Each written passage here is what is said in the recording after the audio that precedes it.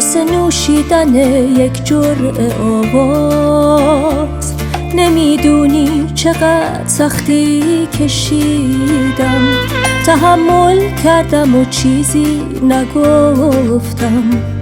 نمیدونی چه حرفایی شنیدم، به هم گفتن صدای تو نباید بشه هم بستر شعر و ترانه.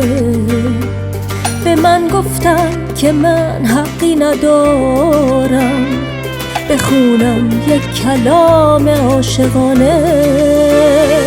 میخواستن من بمیرم تو سکوتم، میخواستن این صدا هرگز نخونه، ولی من دست قلبم رو گرفتم، نذاشتم توی اون زندون بمونه.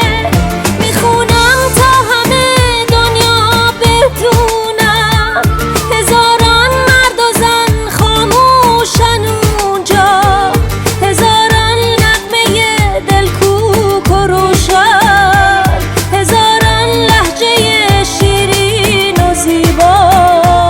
گذشتم از تموم خاطراتم، صدامو سمت آزادی کشیدم.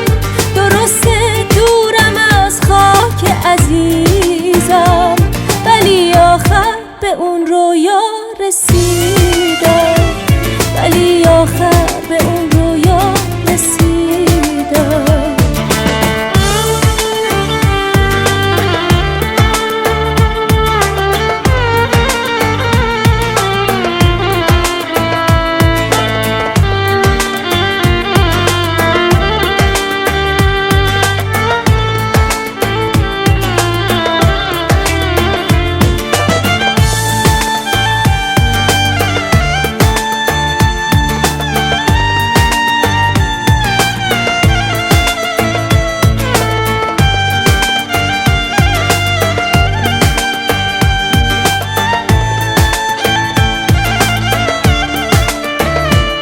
حالا رو قله رویا و باور دارم می نوشم از جادوی آواز، چونم سرمست قلبم وقت خوندن که نبضم میزنه با حس پرواز. میخونم تا همه دنیا بدونن، هزاران مرد و زن خاموشن اونجا، هزاران نغمه دلکوک و روشن، هزاران لهجه شیرین و زیبا.